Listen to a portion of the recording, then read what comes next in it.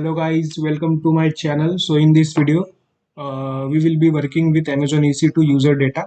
When an Amazon EC2 instance launches, it runs a user data script. It contains commands in the user data script are used to automate common configuration tasks. Okay, so in this video, you will learn how to modify user data scripts on Amazon EC2 instance. So I have already created a VPC with a public subnet, a security group allowing Amazon EC2 instance connect access, and an EC2 instance that is launched with a user data script, which is this Redis server.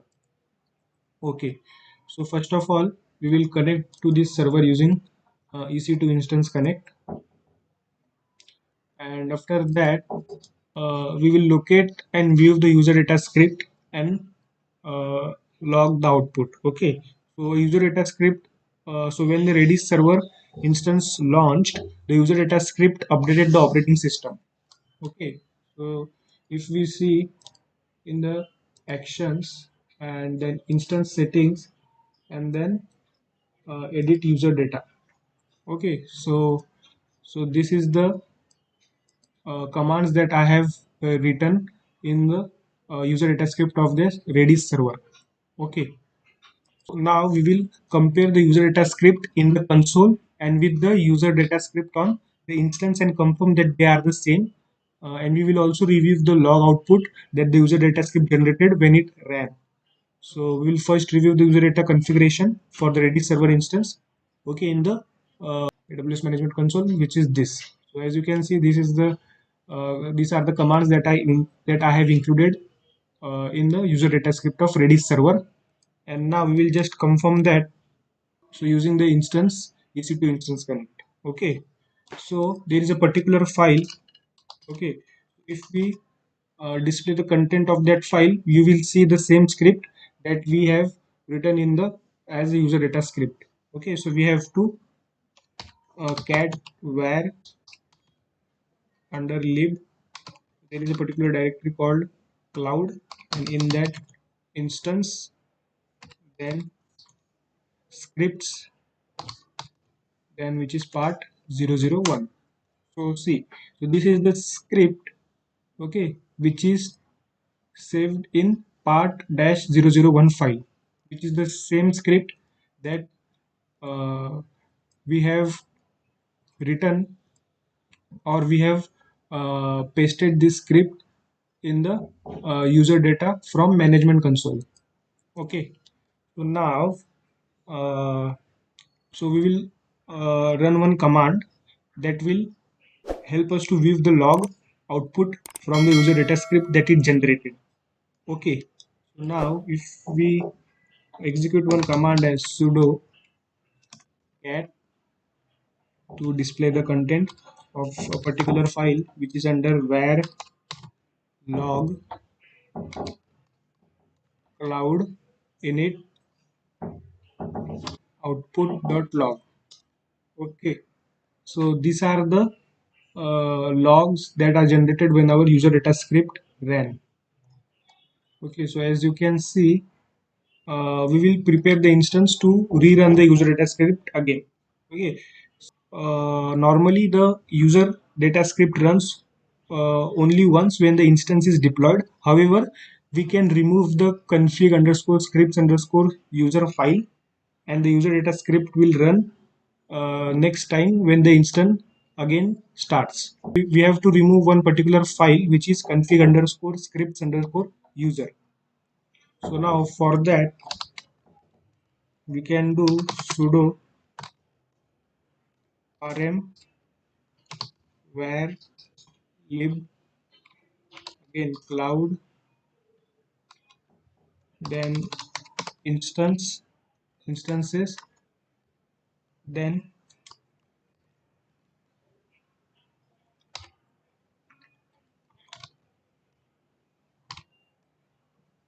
same config underscore script underscore user. Okay, so we have successfully executed this command and we have not received any error, so this means our command was successful. we will stop this instance, okay, which is already running.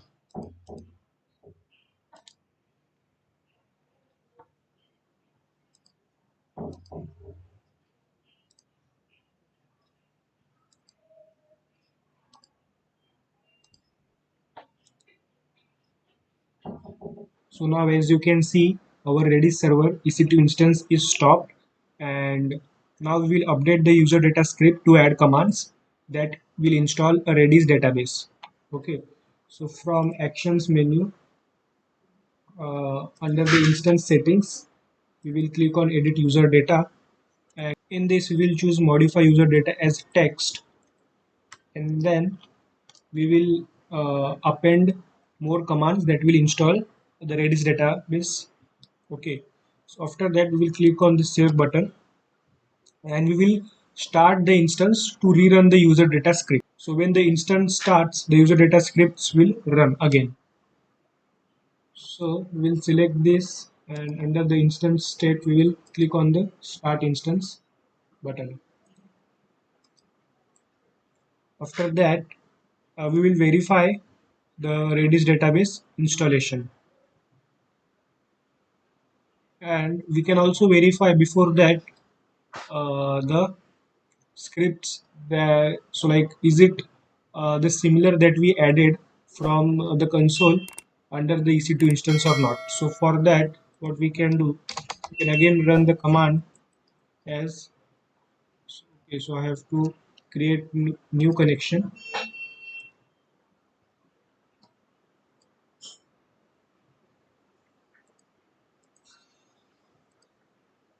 So again we can sudo cat var lib under the cloud instance 10 scripts and the part.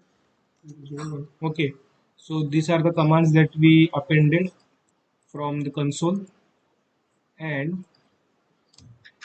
so now we will verify the Redis database installation. So for that,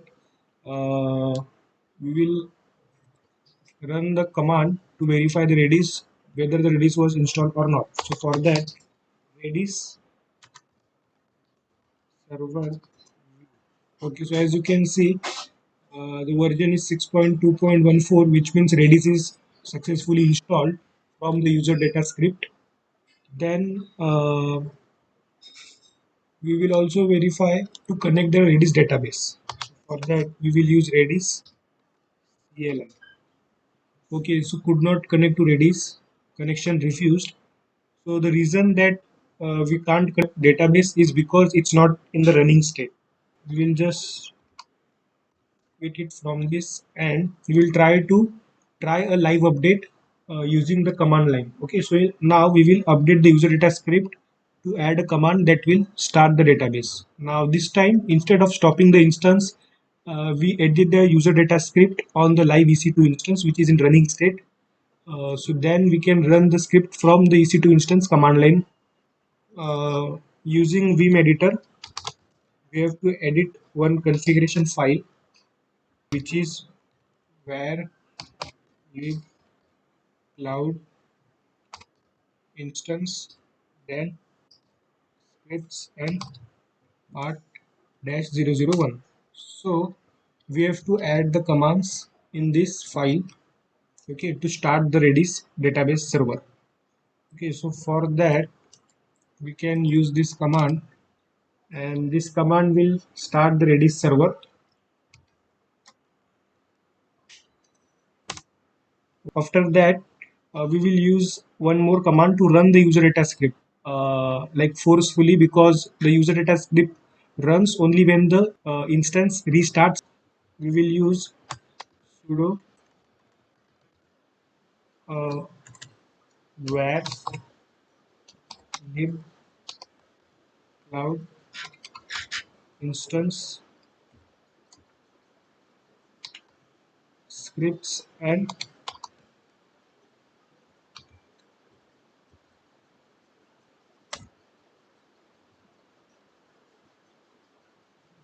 so the script runs and output appears in the command prompt only.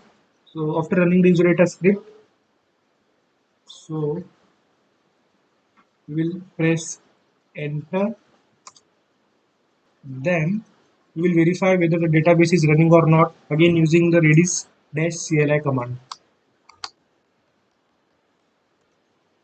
Okay, so as you can see, it is in running state and it is also connected to the local host. Okay, so we will run the remove command scan 0, and yeah, so we verified the redis server is running and accepting connections. So in summary, we successfully create a user data script that will update the operating system, install a database, and start the database. We also learn multiple ways to update and run the user data script. So that's it from my side. If you found this video useful, please consider subscribing my channel and press the like button. Thanks for watching.